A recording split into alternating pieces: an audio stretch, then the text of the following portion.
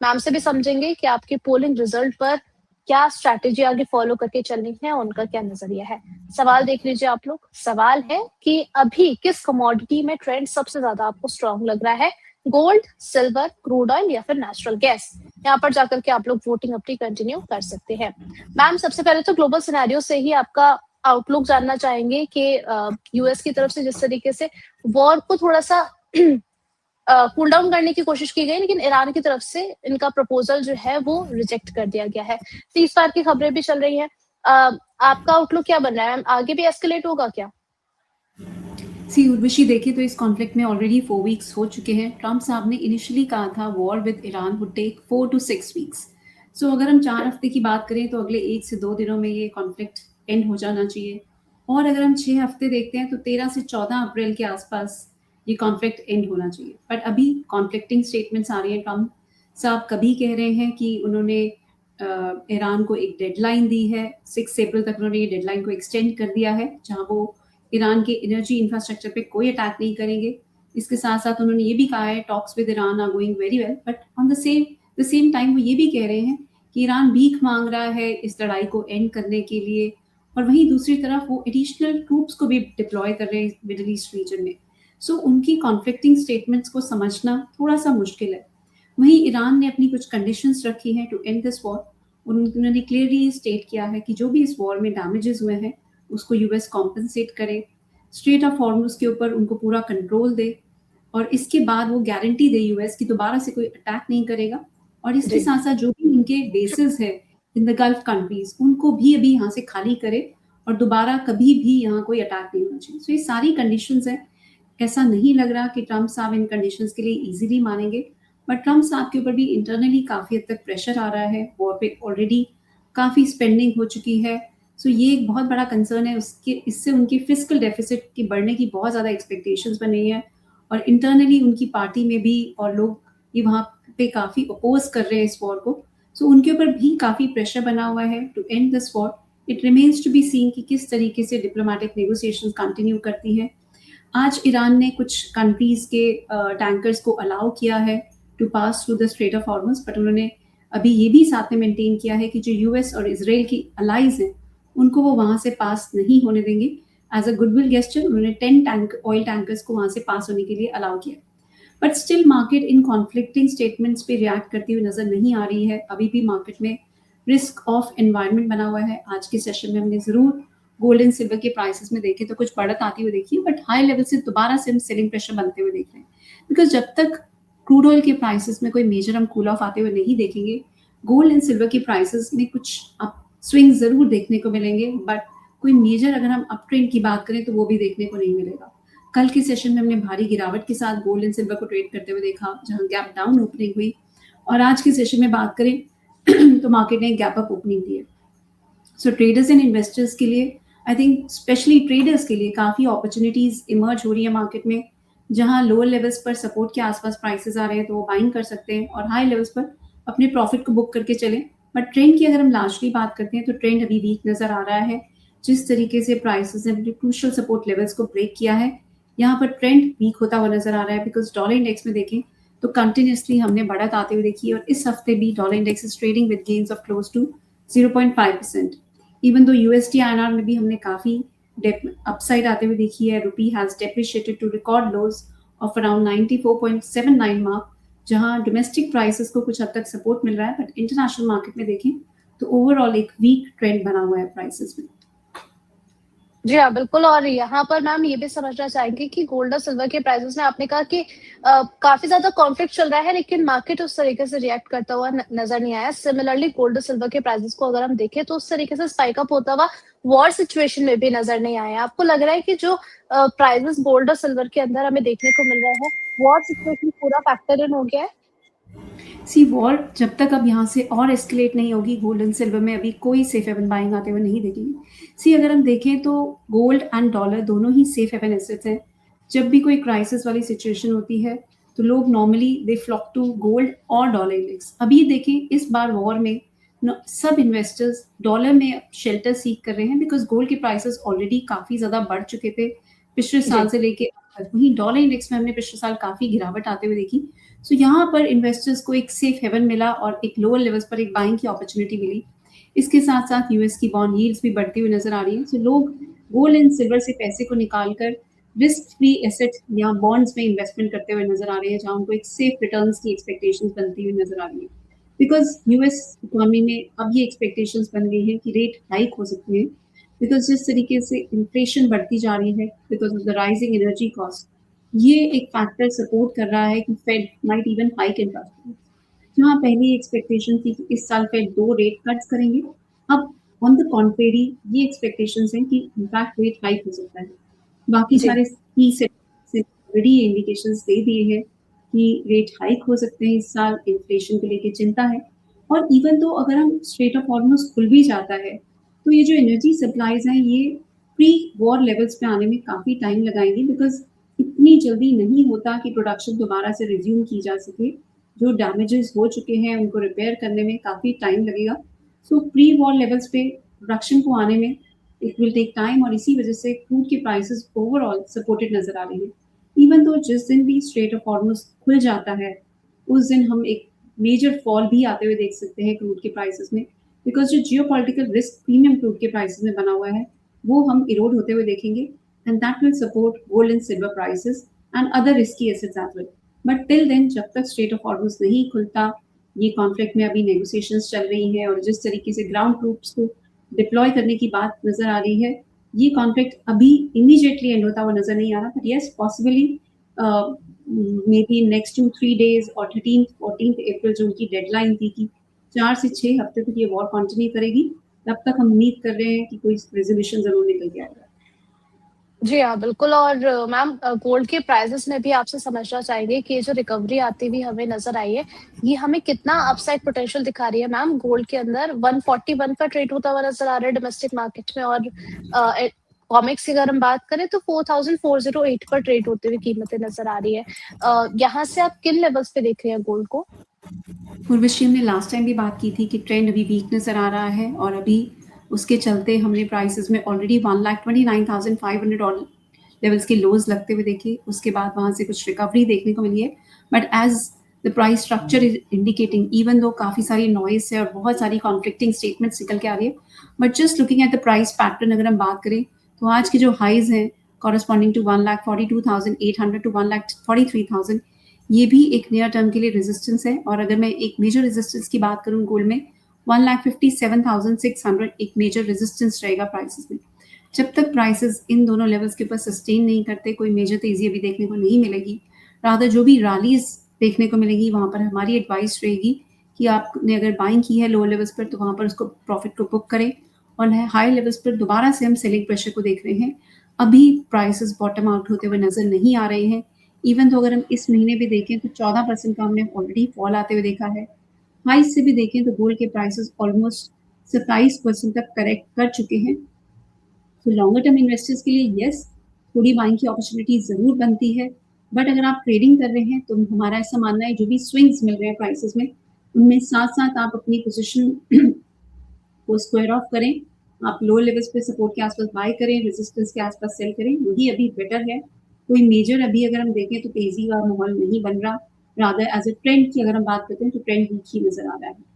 जब तक प्राइसेस 1,57,600 के ऊपर सस्टेन नहीं करते, प्राइसेस में कोई मेजर तेजी देखने को नहीं मिलेगी। चलिए, तो यानी कि जो है वो 1.5 लाख के ऊपर जो प्राइसेस है काफ़ी ज़्यादा इम्पोर्टेंट बने हुए हैं। अगर वहाँ पर प्राइसेस सस्टेन करते हैं, उसके बाद ही हमें कुछ अपसाइड पोटेंशियल यहाँ पर देखने को मिलेगा। अदरवाइज़ वीक जी। मैं एक चीज़ और भी ऐड करना चाहूँगी, डाउनसाइड की भी बात करें तो 1,35,000 एक इम्पॉर्टेंट सपोर्ट की तरह वर्क कर रहा है। अगर ये लेवल ब्रेक हो जाता है तो फर्दर डाउनसाइड नज़र आएगी प्राइसेस में, बट अगर ये लेवल प्रोटेक्टेड रहता है, कोई भी वॉर रिलेटेड अगर कोई पॉजिटिव न्यूज़ निकल के आती है, कोई सीज़ फायर हो जाती है, ये डिप्लोमेटिक नेगोशिएशन सक्सेसफुल हो जाती हैं और 1,35,000 का लेवल प्रोटेक्टेड रहता है, तो लोअर लेवल से हम बाइंग भी आते हुए देखेंगे। बट इस लेवल पर नज़र रखें, ये weekly and monthly time frame पर एक इम्पॉर्टेंट सपोर्ट रहेगा। अगर ये लेवल पियर्स हो जाता है, ब्रेक हो जाता है कन्विंसिंग बेसिस पे, तो 1,27,000, 1,21,000 तक की भी पॉसिबिलिटी प्राइसेस में नजर आती है। एक और अपडेट मैं देना चाहूँगी, नेक्स्ट वीक गोल्ड की अप्रैल कॉन्ट्रैक्ट की एक्सपायरी है 2 अप्रैल को, यहाँ से भी हम कुछ वॉलेटिलिटी बढ़ते हुए देख सकते हैं। और इसके साथ साथ नेक्स्ट वीक 2 हॉलीडेज भी हैं मार्केट में। 31 मार्च को भी मॉर्निंग सेशन क्लोज रहेगा एंड 3 अप्रैल को भी markets are close for entire day. So इससे भी कुछ वॉलेटिलिटी यहाँ पे बढ़ती हुई नजर आएगी। सो इन फैक्टर्स पर भी नजर बना के रखें। इसके साथ साथ एक और लेटेस्ट अपडेट है कि टर्की ने अपने गोल्ड के रिजर्व्स को कुछ हद तक सेल किया है, जहां उन्होंने कुछ रिजर्व्स को एज अ कोलेट्रल यूज किया है, लोन लिया है उसके अगेंस्ट, और वहीं उन्होंने कुछ रिजर्व्स को almost 22 to 25 tons of gold reserve से हैव सोल्ड। सो टर्की जो एक काफी टाइम से गोल्ड में बाइंग कर रहा था, टर्की का सेंट्रल बैंक, यहाँ पर थोड़ा सा उनकी साइड से रुझान चेंज होते हुए नजर आया। उन्होंने कुछ हद तक अपने गोल्ड के प्रॉफिट्स को बुक किया है, हाई लेवल्स पर उन्होंने गोल्ड में सेलिंग की है। सो इससे भी हम प्राइसेस पे कुछ हद तक दबाव बनते हुए देख रहे हैं। वहीं रशिया अगर देखें तो रशिया ने भी जनवरी और फरवरी में गोल्ड को सेल किया, रशिया के सेंट्रल बैंक ने, बट वहीं उन्होंने अभी गोल्ड के एक्सपोर्ट्स पर कुछ हद तक कर्ब्स इम्पोज किए हैं। सो विच इज इंडिकेटिव कि वो गोल्ड के अपने रिजर्व्स को संभाल के रखना चाह रहे हैं and they are moving towards a gold standard, जहां वो गोल्ड को एज अ कोलेट्रल यूज करेंगे in terms of their bilateral transactions. So ये बहुत इंपॉर्टेंट डेवलपमेंट्स हैं जिस पे थोड़ा सा नजर बना के रखें and that will shape the trajectory of gold going forward. Even though Turkey वाली न्यूज स्लाइटली नेगेटिव है in the near term, but Russia ने जिस तरीके से गोल्ड के एक्सपोर्ट पे कर्व लगाने की बात की है, that is very positive for long term perspective. चलिए, तो इन सारे फैक्टर्स को आप बिल्कुल वॉच लिस्ट में ऐड करके चलिए, और यही आगे के जो गोल्ड और सिल्वर के मूव है उन पे काफी बड़ा मेजर इम्पैक्ट क्रिएट करते हुए नजर आएंगे। मैम, सिमिलरली हम सिल्वर के प्राइसेस में भी समझना चाहेंगे, मेजर डिक्लाइन हमें सिल्वर में आता हुआ नजर आया है। डोमेस्टिक मार्केट में देखिए तो 2,22,000 के आसपास कीमतें नजर आ रही हैं, एंड अगर हम ऊपरी स्तरों से देखें तो सिल्वर में मेजर डिक्लाइन आया, बिल्कुल $90 के ऊपर जो कीमतें चल रही थी 68 पर चलती हुई नजर आ रही है मैम, और डिक्लाइन आएगा या फिर यहाँ से रिकवरी जो है वो अब अपर साइड के लिए शुरुआत हो चुकी है? नहीं उर्वशी, अभी नहीं लग रहा, अभी कंसोलिडेशन एंड करेक्शन का फेज है। ट्रेंड वाइज सिल्वर में भी अभी वीकनेस नजर आ रही है। अगर हम इमीडिएट रेजिस्टेंस की बात करते हैं तो 2,28,000 एक इमीडिएट, अगर हम आज इंट्राडे सेशन की बात करें तो 2,28,000 एक इमीडिएट बेसिस पे रेजिस्टेंस है। मेजर रेजिस्टेंस की अगर हम बात करते हैं तो 2,48,000 एंड 2,63,000, ये हाई साइड पे मेजर रेजिस्टेंस रहेंगे। जब तक 2,63,000 के ऊपर क्लोजिंग नहीं होती, ट्रेंड में कोई चेंज नहीं देखने को मिलेगा। जो भी हम हायर लेवल्स पे पुल बैक जरूर आते हुए देखेंगे बिकॉज ऑफ द न्यूज, जो भी न्यूज निकल के आएंगी या इकोनॉमिक डेटा यूएस की साइड से निकल के आएंगी, उसकी वजह से हम पुल बैक रैलीज आते हुए देख सकते हैं, बट ट्रेंड अभी चेंज नहीं होगा। Yes, for an intraday perspective आज भी हमारा ऐसा मानना है कि प्राइसेस थोड़ा दबाव में ही रहेंगे, इवन दो हमने गैप अप ओपनिंग आते हुए देखी, पर जब तक 2,28,000 का लेवल कन्विंसिंग बेसिस पे इंट्राडे सेशन में ब्रेक नहीं होता, सिल्वर के प्राइसेस पे हम मानते हैं थोड़ा प्रेशर देखने को मिलेगा। बट वहीं डाउन साइड की बात करें तो प्राइसेस ने 200 डीएमए पे बहुत स्ट्रॉन्ग सपोर्ट लिया, जहां 2 लाख तक के लोज भी हमने बनते हुए देखे, वहां से रिकवरी भी देखने को मिली है। तो दोनों साइड की अपॉर्चुनिटीज इमर्ज हो रही हैं, but as we see prices now 2,13,000 एक बहुत इंपॉर्टेंट सपोर्ट रहेगा प्राइसेस के लिए। जब तक ये होल्ड कर रहा है लोअर लेवल्स पे, दोबारा बाइंग की भी अपॉर्चुनिटीज इमर्ज होंगी, but in case 2,13,000 is breached, हम 2 लाख तक के लेवल्स दोबारा आते हुए देख सकते हैं एंड 2 लाख के नीचे 1,70,000 तक की भी पॉसिबिलिटी नजर आती है। These are positional perspective, not an intraday perspective.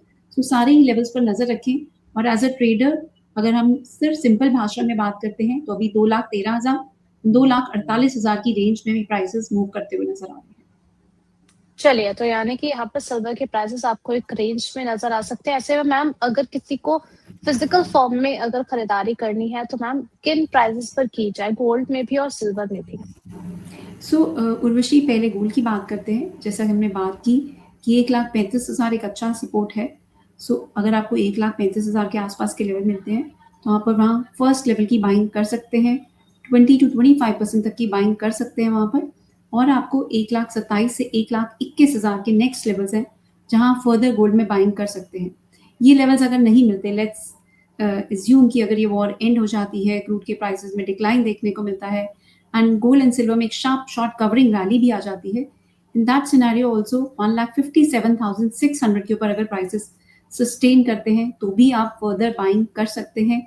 Even though higher levels होंगे, बट स्टिल वहां से भी गोल्ड में एक लॉन्गर टर्म के लिए अच्छा पोटेंशियल है। आप अगर लो लेवल्स को मिस भी कर देते हैं तो भी हमारा ऐसा मानना है just to be on the safe side अभी सारी बाइंग नहीं करनी चाहिए।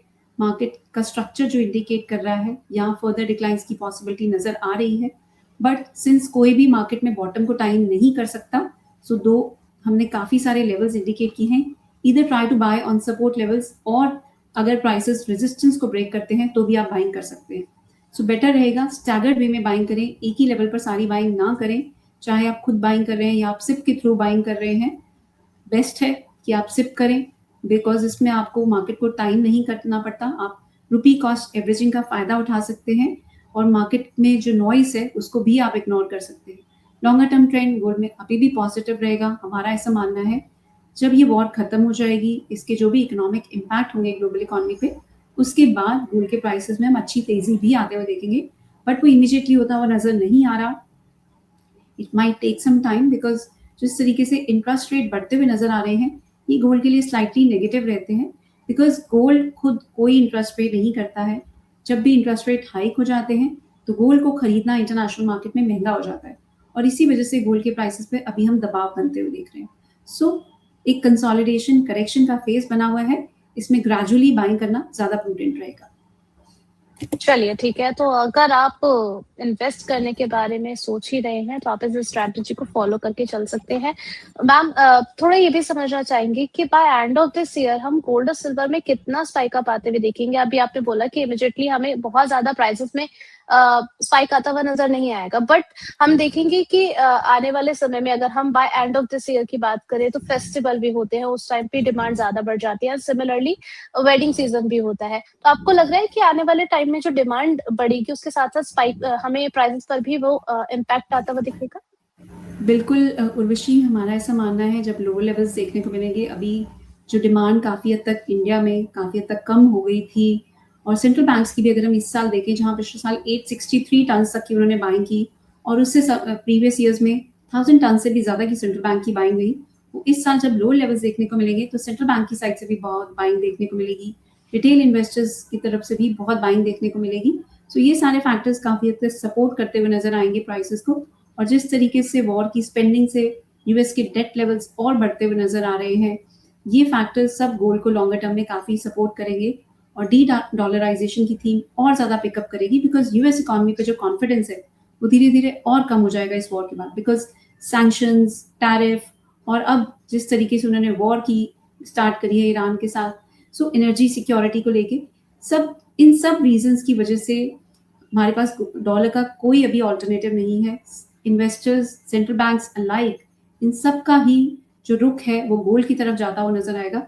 और एक चीज और है उर्वशी, जिस तरीके से रिस्की एसेट्स में हमने कोई 1.5 साल से देखे तो कोई बहुत मेजर रिटर्न्स आते हुए नहीं देखे, सो गोल्ड पर दोबारा से हम जो अभी एक प्रॉफिट बुकिंग का वेव आते हुए देखा, उसके बाद दोबारा से हम एक स्ट्रॉन्ग वेव ऑफ बाइंग आते हुए देखेंगे जब ये कंसर्न सबसाइड हो जाएंगे। अभी लिक्विडेशन का प्रेशर बना हुआ है, बिकॉज इन्वेस्टर्स कैश पे रहना अभी ज्यादा पसंद कर रहे हैं because of the margin calls in equity segment, but जब ये सब रिस्क सिनेरियो सबसाइड हो जाएगा, गोल्ड में दोबारा से हम फंड्स को मूव करते हुए देखेंगे, they will park there funds in gold, और हम एक मेजर रैली भी गोल्ड में आते हुए देखेंगे इसके बाद।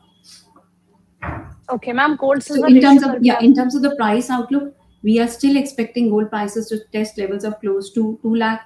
In fact, 2 lakh के levels को भी prices surpass कर सकते हैं।